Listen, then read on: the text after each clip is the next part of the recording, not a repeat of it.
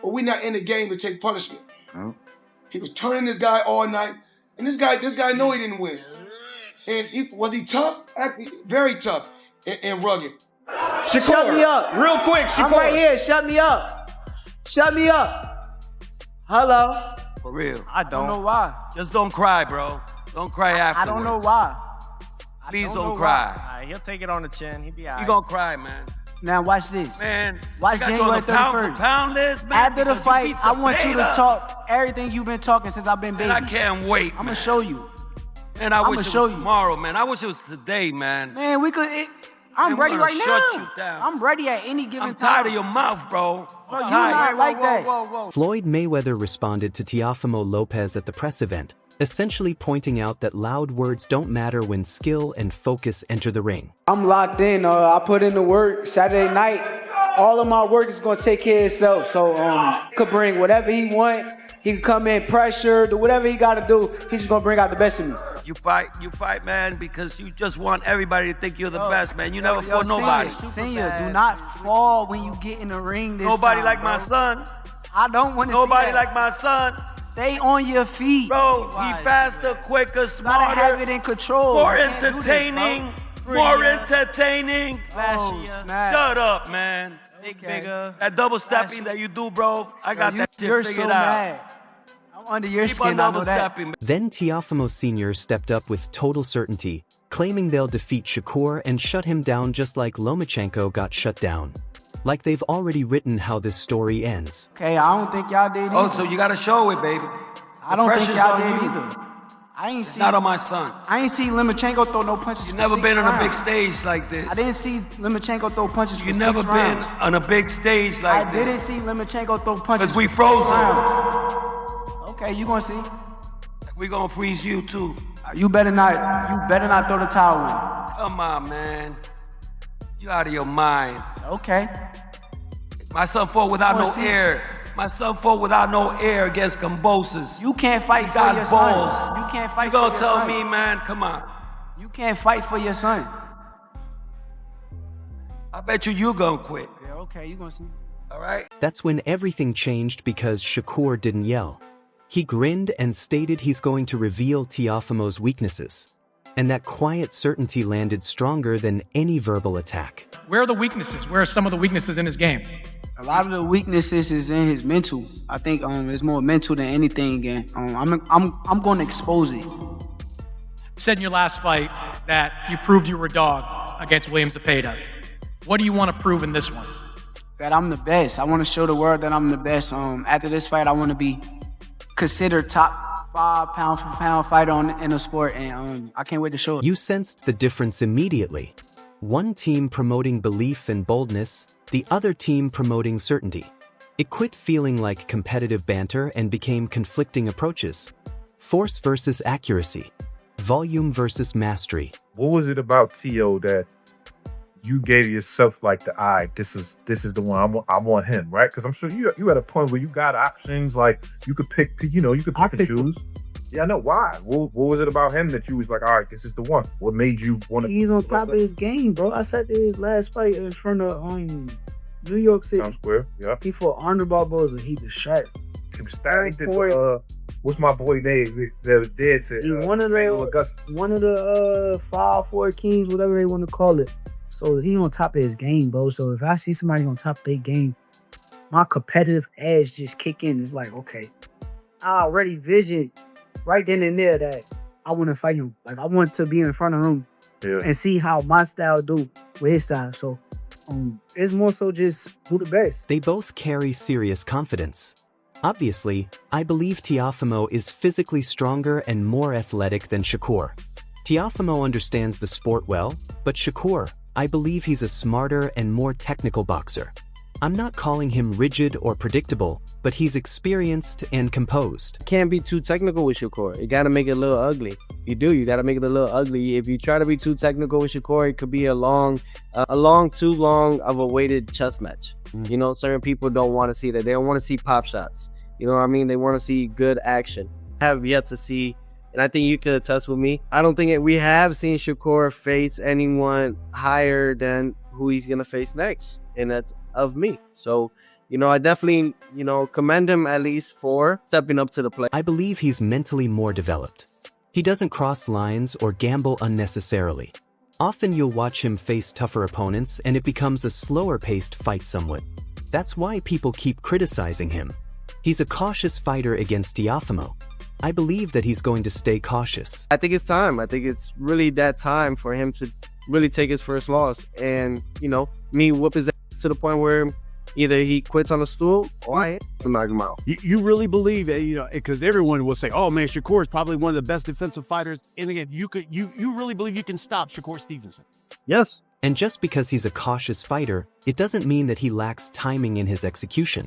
Shakur possesses plenty in his toolbox that he can utilize to secure victory.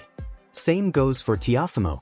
If I had to share my real assessment, if Teofimo arrives and is prepared to battle just like how he battled against vassal Lomachenko, he'll succeed. Saw what Teo did to Lomachenko, and one of the things that I think that gets lost in that fight against Lomachenko is Teo threw more than 100 punches in the final round to make sure he won that fight. Yeah, no question. Even in the loss that he had against Kambosos, where he had a puncture, like he had some medical condition in his esophagus that was dangerous actually, and it looked like an... And immediately after all the discussion about strategies, teams, and tactical battles, Richardson Hitchins enters and slices straight through the hype with that training room truth you can't manufacture.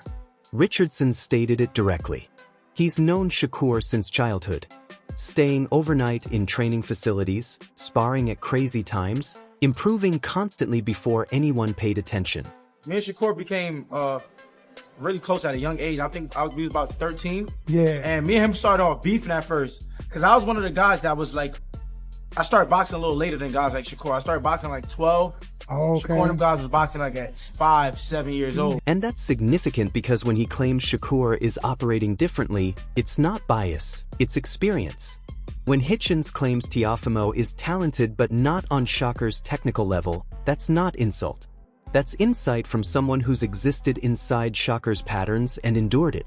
At the end of the day, You think it's competitive though? It's close? Yeah, I think it can be competitive. Yeah. Teo is real gifted. Shakur is real defensive. And I feel like when a fighter is super defensive, it can play against you also. I appreciate how Richardson didn't act this as simple because he still gave Teofimo recognition, calling him accomplished and threatening, but he kept returning to the same reality. Technically Shakur is special, and when he mentioned Teofimo told him Shakur isn't familiar with him, you sensed Richardson grinning through that statement like, yeah, we'll witness, because knowledge works both directions. What really stood out was Hitchins acknowledging that being overly defensive can backfire, but then quickly reminding you that Shakur isn't just defensive, he's a skilled problem solver, which is a major distinction people overlook. And the confidence wasn't aggressive, it was steady, almost casual, like he already understands how this situation typically unfolds. If you go in there trying to be really defensive, it can play against you, but Shakur's a high-level boxer, and Teo ain't on Shakur level. Teo know that, and like I told Teo when I see him, I said it's different. He told me that me and Shakur is used to each other. That's why I feel like it's different. He said Shakur not used to him. So in 2 weeks, we'll see. Yeah, definitely. I mean, Teo is a 3.5. Teo, if you were supposed to somehow win, fight me. Fight me. That's the fight that I want. Fight me. When Richardson stated it's different, that wasn't competitive banter. That was a caution. The type fighters share when they've witnessed what occurs once the bell sounds and reactions take control. Even when he joked about facing Teofimo himself, if the surprise somehow occurred, you sensed the certainty behind it. Like, this battle isn't about wishes or excitement. It's about talent appearing on schedule. Hitchins didn't promote spectacle. He promoted facts. And facts state Teofimo has to be flawless for 12 rounds. But they said they have a game plan. They said they know how they're going to beat Shakur. We'll see, man. Teofimo's a tremendous fighter at the end of the day.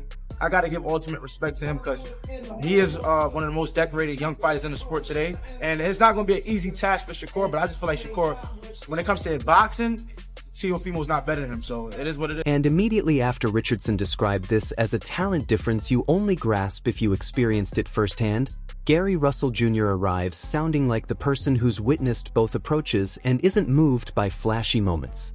Gary stated it clearly: intelligence over physical gifts. And I appreciate that because that's not a disrespect to Teofimo. That's a caution sign. He's essentially telling you, yeah, Teofimo is powerful, talented, threatening, but power doesn't intimidate strategists who understand where the openings are.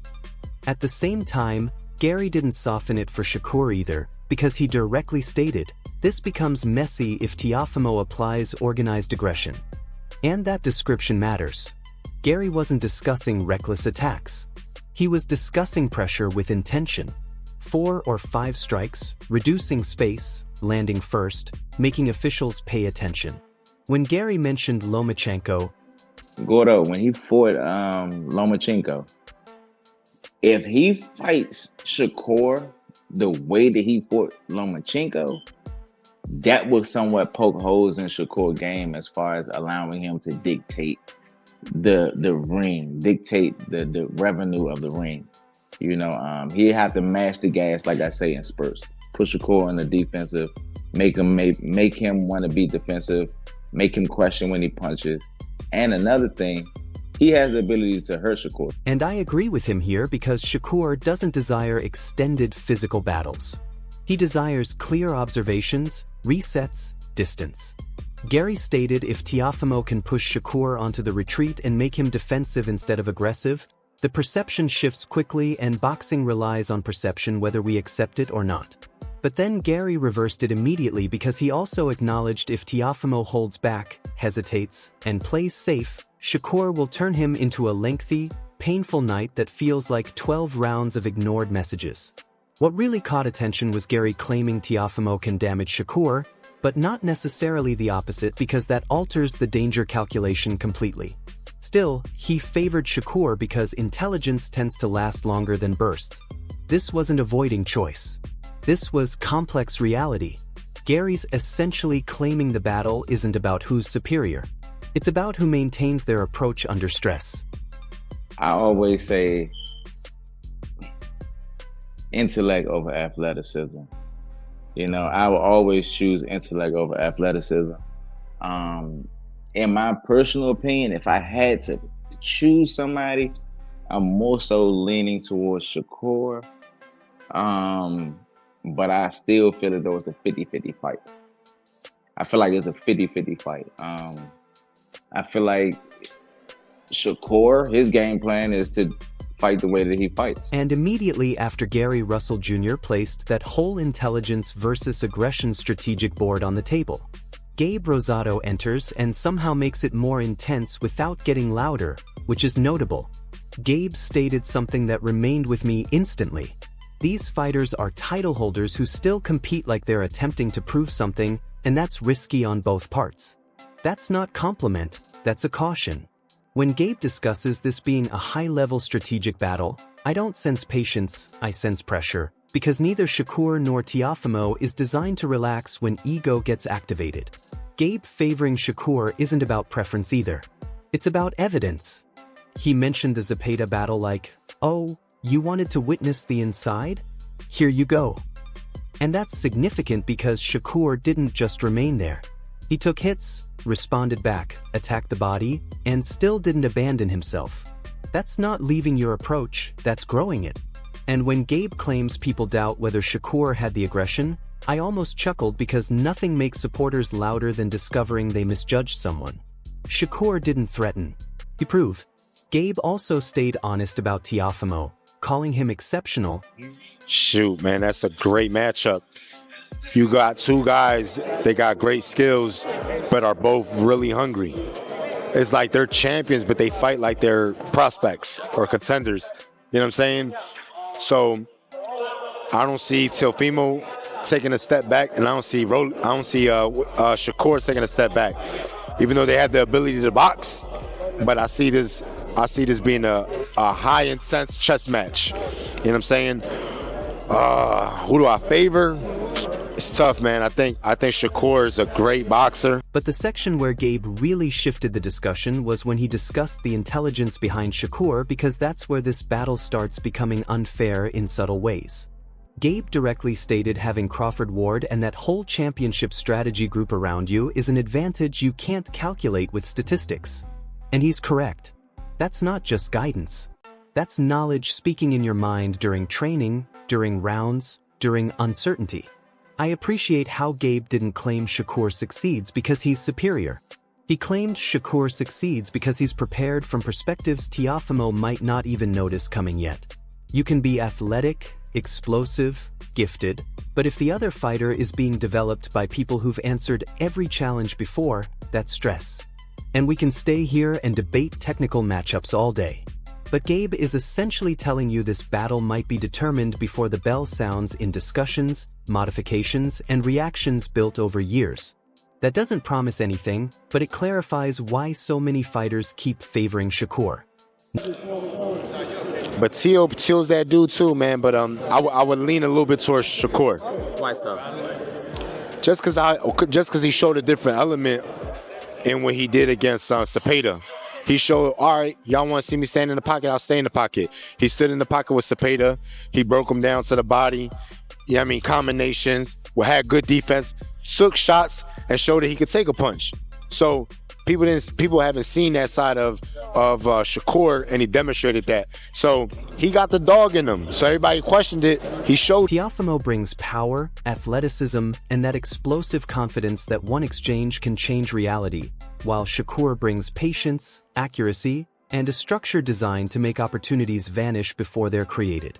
We've heard the certainty, we've heard the cautions, and we've heard the acknowledgement from people who've actually existed inside the ring with both approaches. And none of it seems manufactured. That's why this matchup feels risky either direction.